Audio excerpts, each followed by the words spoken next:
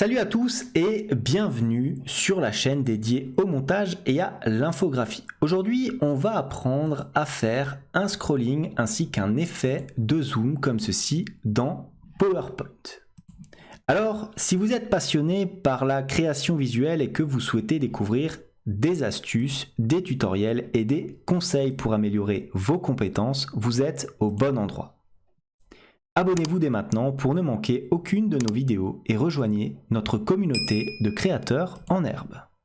Alors pour créer un scrolling avec un effet zoom prévu dans PowerPoint, déjà il vous faut bien entendu votre diaporama. Ensuite, on va scinder en deux parties notre diaporama. Il y aura la première diapo ici, donc où on va avoir notre scrolling ici à l'horizontale et les autres diapositives. Donc, pour intégrer le zoom, qu'est-ce qu'il faut au préalable? Je vais commencer par vérifier ici la transition. Il faut une transition morphose pour notre première diapositive. Ensuite, nous allons aller, puisqu'on souhaite insérer un élément, naturellement, dans l'onglet ici, Insertion. Et qu'est-ce qu'on a dans le groupe Lien? Nous avons ici la possibilité d'insérer un zoom. Donc je clique sur la petite flèche et je vais dans Zoom de diapositive. Je clique dessus et PowerPoint me propose de sélectionner les diapositives qui seront donc intégrées dans mon Zoom. Je vais intégrer bien entendu toutes les diapos à partir de la numéro 2, comme ceci. Et je clique bien entendu sur Insérer. Voilà, donc elles sont ici, je peux les déplacer, elles sont groupées, je vais cliquer un petit peu à côté et je vais les répartir. Voilà, je vais les mettre à peu près sur le même plan, comme ceci, hop, par ordre, bien entendu. Voilà. Donc maintenant, vous voyez, je les ai un petit peu répartis à la main pour que cela soit bien plus professionnel. Je vais sélectionner mes éléments comme ça, en restant bien sûr appuyé sur la touche CTRL de mon clavier. Et qu'est-ce que je vais faire? Je vais aller tout simplement regarder ici dans Zoom et je vais aller ici dans Aligner. Je vais aligner déjà au milieu comme ceci et bien entendu je vais distribuer de façon horizontale l'ensemble de mes 4 éléments. Donc je vais à nouveau dans Aligner et je fais distribuer horizontalement. Voilà. Ensuite, je déplace mon élément ici de sorte à ce que la première diapositive à sélectionner soit bien sûr au milieu de mon plan. Et pour bien voir si c'est au milieu, je vais aller tout simplement ici dans l'onglet affichage et je vais activer quoi? La règle et éventuellement les repères. Voilà. Et voilà. Une fois qu'on a fait ça, qu'est-ce qu'on va faire? On va cette fois-ci intégrer maintenant les différentes. Alors regardez, si je vais dans Zoom, je vais devoir cliquer pour chacune de mes diapos en zoom ici sur le retour à la diapositive précédente. Donc je clique dessus, ici on fera un retour. Ensuite je clique sur cet élément là et je fais bien entendu retour à la diapositive précédente. Pareil pour cela. Et pareil pour ici. Voilà. Donc là on a bien des retours à chaque fois pour les différentes diapos. Vous allez comprendre le truc, pourquoi. Maintenant, je vais rajouter un petit élément graphique. Je vais sélectionner éventuellement l'ensemble ici de mes données. Et qu'est-ce que je vais faire? Je vais faire un groupé. Comme ceci, parce que ça sera plus simple ensuite pour pouvoir bouger l'ensemble de mes éléments. Je me place après dans chacune de mes diapos en zoom. Et je vais mettre quelques petits effets. Donc je vais dans Effet du zoom. Là, bien sûr, vous pouvez choisir l'effet que vous voulez. C'est de la mise en forme. Et je vais aller dans Réflexion. Voilà, alors quel type de réflexion je vais choisir? Je vais choisir par exemple celle-ci, voilà la dernière. Je fais pareil pour l'ensemble de mes diapos. Comme ceci, regardez. Réflexion.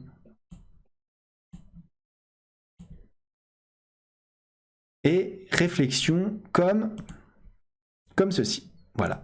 Donc là, pour l'instant, j'ai fait l'ensemble des éléments graphiques de mon petit diaporama. Voyons maintenant comment intégrer les autres éléments.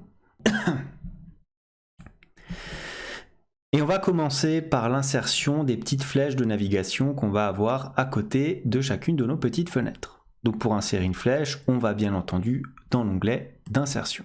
Ensuite, on va aller éventuellement ici dans les icônes afin d'y intégrer l'élément qui nous intéresse.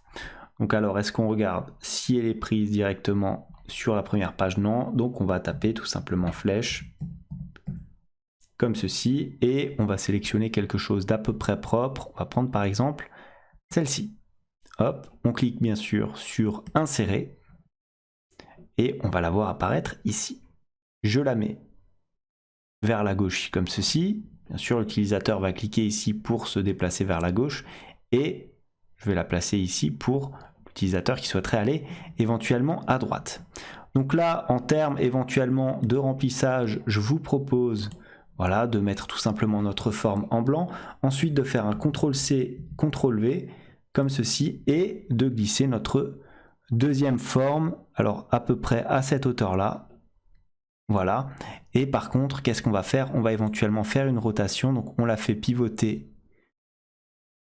horizontalement, voilà, pour l'avoir dans l'autre sens tout simplement, et on va garder éventuellement cette flèche-là, voilà, en dehors de la diapositive. Pourquoi? Parce que c'est la première des diapos. Donc, on n'aura pas la possibilité de cliquer vers la gauche, ça sera directement la première. Une fois qu'on a fait ça, qu'est-ce qu'on va faire? On va, regardez, dupliquer cette diapositive. Donc, je fais un clic droit et je vais sur dupliquer tout simplement, et ma diapo réapparaît ici, là en bas. Et là, par contre, je vais effectivement placer ma flèche. On va la mettre comme ceci. Voilà. Là maintenant, lorsque l'utilisateur va cliquer ici, il va se déplacer par la gauche. Et quand il va cliquer ici, il se déplacera bien entendu par la droite. Donc, comment faire cela? C'est très simple. On a groupé nos différents éléments. Hop, on n'oublie pas de déplacer comme ceci. Voilà. Pour que ça soit à peu près propre, on déplace aussi cette forme-là. Voilà, on est un petit peu vigilant. Et on a donc les deux flèches qui sont placées correctement. Maintenant, qu'est-ce que je vais faire? Alors regardez, j'ai oublié de le faire pour la première diapo. Je me place ici sur ma forme. Et qu'est-ce que je vais faire? Je vais tout simplement aller, alors éventuellement, dans Insertion, Lien ici, et Action.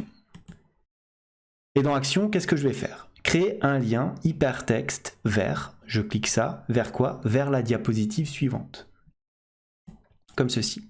Comme ça, dès que l'utilisateur va se retrouver sur cette diapositive et qu'il appuiera sur la flèche, il va se décaler d'une diapo et donc il va se retrouver tout simplement sur cette diapo-là. Donc on va ici, hop, on clique, on fait la même chose. OK. Et là, vous avez compris le principe. Dans Action, ça ne sera pas la diapositive suivante, ça sera la diapositive, bien sûr, précédente. On appuie sur OK. On duplique, comme ceci, hop. Qu'est-ce qu'on fait? On bouge, bien sûr, notre groupe, voilà, de sorte à être relativement propre. On est cette fois-ci sur la troisième diapo. Comme ceci. Alors on était plutôt vers le dessus. Voilà, je regarde. Si ça ne pose pas de problème. Alors on est un petit peu plus au-dessus. Voilà.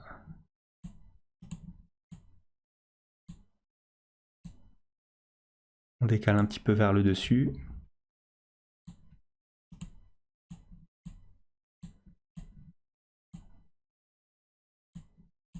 Voilà, plus de différence. Alors on a donc notre diapo qui apparaît comme ceci. On va commencer par tester l'effet de zoom. Alors quand je clique ici sur une de mes petites icônes, qu'est-ce qui se passe? J'ai bien le zoom qui s'active. Quand je clique autre part, le zoom se désactive. On essaye pour la diapo numéro 2, pareil, mon zoom s'active, je reclique, il se désactive. Maintenant on va tester les flèches. Si je vais ici sur la flèche de droite, hop, je vois mon menu qui se déplace et la flèche de gauche apparaît via l'effet que nous avons intégré dans nos diapos. Je clique sur l'effet de zoom, là encore ça fonctionne. Je vais maintenant encore une fois sur la flèche de droite et je vais tester éventuellement le zoom de cette diapo. Pareil, ça fonctionne encore. Je me décide à aller vers la gauche pour voir si ça fonctionne et mon menu, là encore, ne pose pas de problème. Je vais aller à présent sur la dernière diapositive. Hop, encore une fois, comme ceci. Je vois bien ma flèche de droite qui a disparu. Je clique sur le zoom, ça fonctionne encore. Et je peux bien entendu continuer à naviguer. Voilà donc pour cette présentation qui permet de monter en qualité dans les différents types de réunions PowerPoint que vous pouvez avoir dans votre vie professionnelle. J'espère que cette vidéo vous a plu, qu'elle vous sera utile. Si tel est le cas, n'hésitez pas à liker cette vidéo, à vous abonner à la chaîne si ça n'est pas encore fait. En tout cas, moi je vous dis merci et à bientôt pour une nouvelle vidéo.